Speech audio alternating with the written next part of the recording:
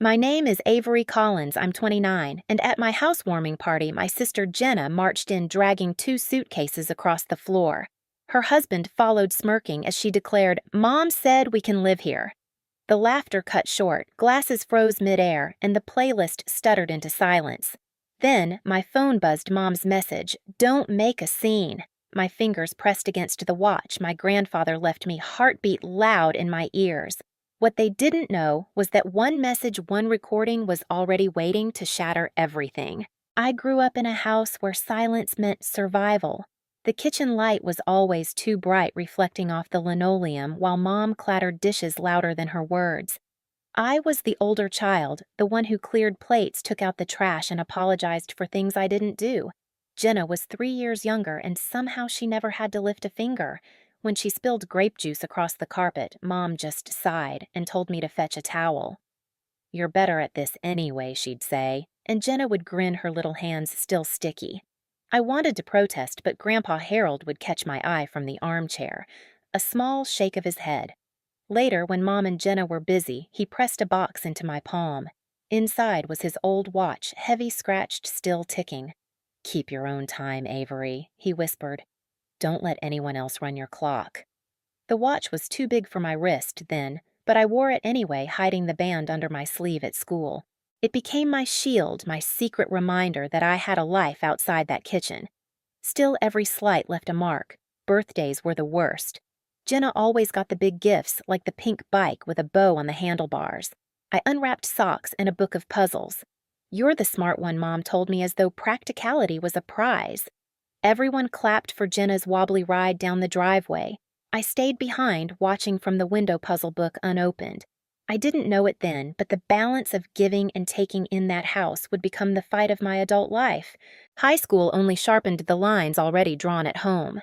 Jenna breezed through on charm, floating between cheer practice and weekend parties. I worked 2 after-school jobs, shelving books at the library and bussing tables at the diner, just to save for college applications.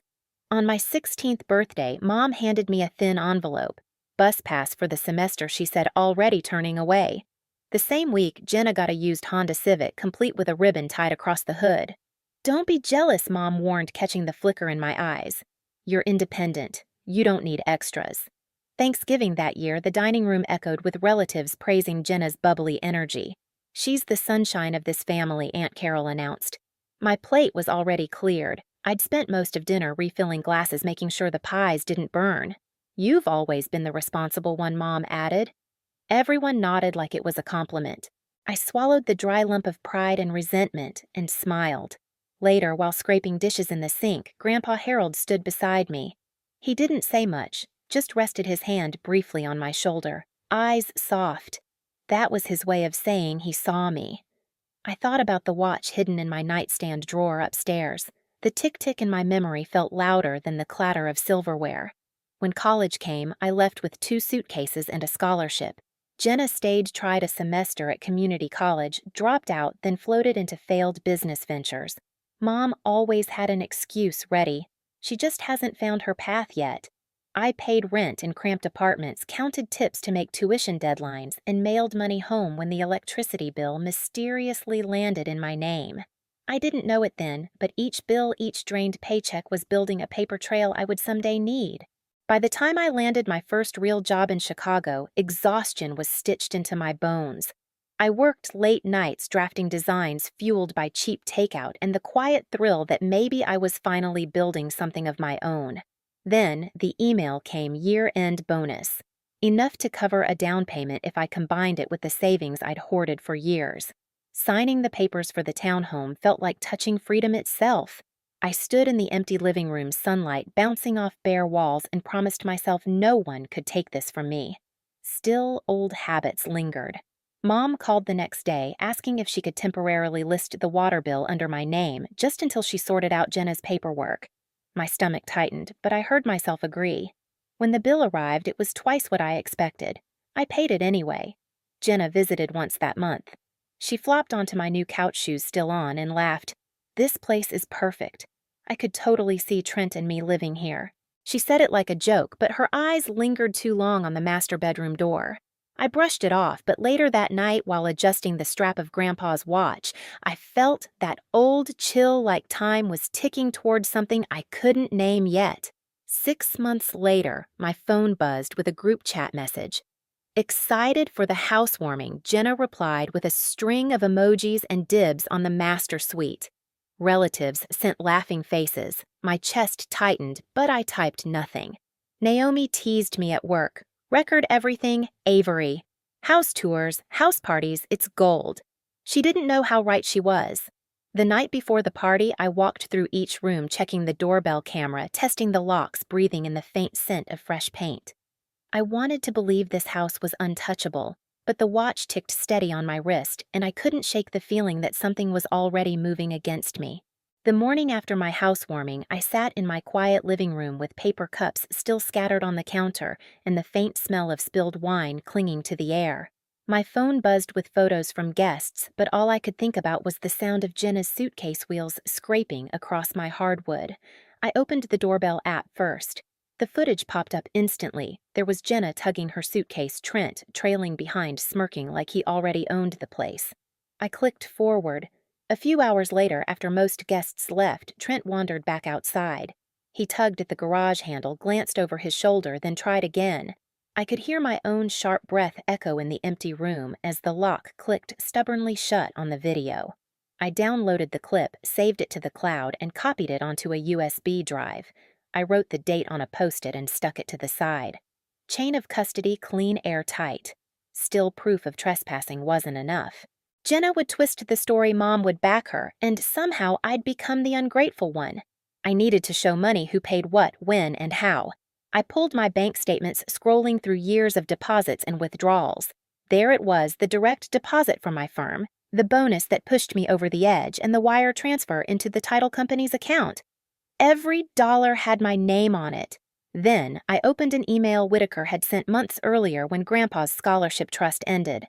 As executor, I confirm Avery's award was designated solely to you, not a family disbursement. I highlighted it, printed it, and slid the paper into a fresh envelope. Mom always said the house was family money. Now I had the paper that proved otherwise. Naomi called that afternoon. "You looked like you were about to explode last night." "You okay?" "I'm fine," I lied. Then I asked, "Do you still have that clip from Jenna's live stream?" "Oh, yeah," Naomi laughed. She made everyone watch her tour the master bedroom. I saved it because she called Trent landlord of the future. "Send it to me," I said quietly. She did. The file name auto-stamped with the date and time. Watching Jenna twirl in my bedroom, throwing herself across my bed while guests laughed in the background, made my skin crawl. But now I had proof she claimed intent to stay. Marcus, my co-worker, came over later with a stack of HOA documents. "Guest policy is clear," he said, flipping to the highlighted section. "No overnight stays beyond 7 days in a 30-day period without written approval." He looked up at me. "They're already in violation if they keep this up." I could picture Mrs. Patel, the HOA president, pursing her lips when she saw Jenna's suitcases. She'd asked casually temporary visit. I nodded then, but her raised eyebrow told me she didn't believe it. Now I had her as an eyewitness too. By evening, the evidence piled neatly on my coffee table, the garage footage, the bank statements, the scholarship letter, Jenna's live stream, the HOA rules, and Mrs. Patel's name written down as a witness. I laid them out in a circle like pieces of a puzzle. My watch ticked steady against the wood anchoring me. I thought about confronting Jenna directly, calling her out in front of Mom, demanding she take her suitcases and go. But I knew how that would play out. Tears, accusations, Mom's voice cutting through Avery. "Stop being dramatic. She's your sister." So I sat back, closed my eyes, and let the evidence breathe. Every clip, every page, every line carried weight. Enough weight to turn the tide in my favor. The question wasn't whether I had proof. It was when and how I would use it.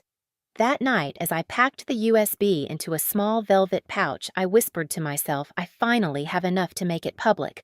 I didn't rush. Anger would have been too easy, and it would have handed them control. Instead, I sat at my desk, the watch on my wrist ticking steady, and built my plan piece by piece. First, the legal shield. I called Whitaker, my grandfather's old attorney, and explained what I'd gathered. He didn't even sound surprised. As long as the footage is from your own property and the documents are yours, you're clear to present them, he said. I printed duplicates, stamped them with the date, and tucked them into sealed envelopes.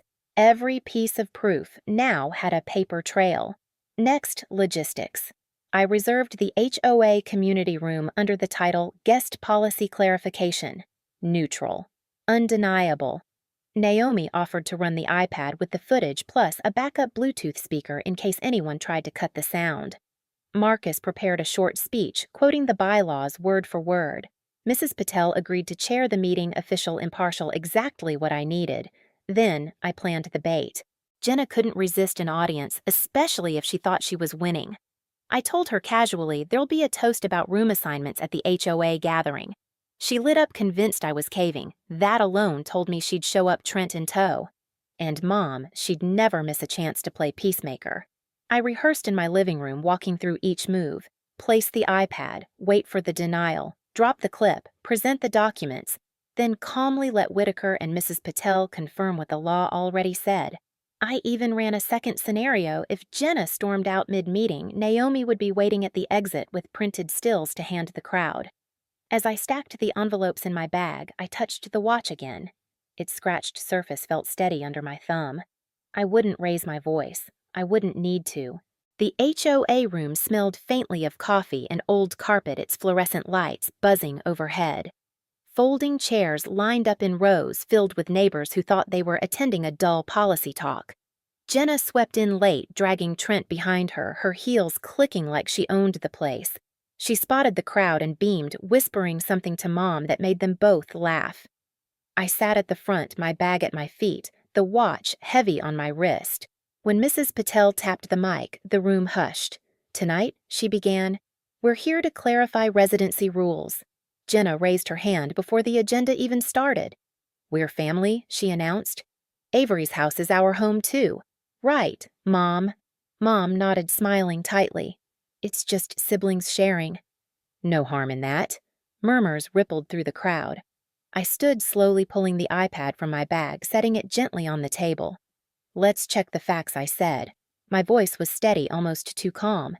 Jenna smirked like I was bluffing. The screen lit up with doorbell footage. Her suitcase wheels scraped across my floor, Trent smirking at the camera. A few gasps slipped from the chairs. Next clip, Trent tugging the garage handle, glancing around like a thief. "That's taken out of context," Jenna stammered. "Here's more," I replied. Naomi tapped the screen. The live stream played Jenna throwing herself onto my bed, laughing. "This is perfect. Mom said we can live here." The timestamp blinked in the corner. The room went silent. Mom's face drained of color. Trent leaned forward. "This doesn't prove anything about money. This place was paid with family funds." I lifted the envelope and slid out a notarized letter. "Actually, here's the wire from my bonus. And here's Whitaker, who oversaw Grandpa's trust. It was a personal scholarship, not family money." Whitaker cleared his throat from the back row. "Correct. Legally, Avery's house is solely theirs." The weight shifted instantly. Murmurs turned sharp, neighbors leaning and eyebrows raised. Jenna's smile faltered. Mrs. Patel adjusted her glasses and read directly from the bylaws Marcus had highlighted. Overnight stays beyond 7 days without written approval are violations subject to fines. She looked directly at Jenna and Trent. "You're already in breach." Jenna opened her mouth, but no sound came. The crowd's silence was louder than any argument. I slid the watch strap tighter and said the only words I needed: "You will leave tonight. Any return requires a lease and approval. Otherwise, you'll face legal removal." The line was drawn. The room believed me.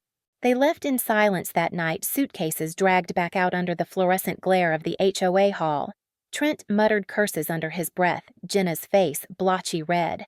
Mom trailing behind them with her arms crossed tight like she could hold the whole mess together. But the neighbors had already seen everything. There was no story to twist, no crowd left to fool.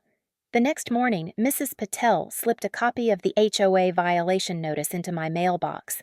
Clear, final, enforceable.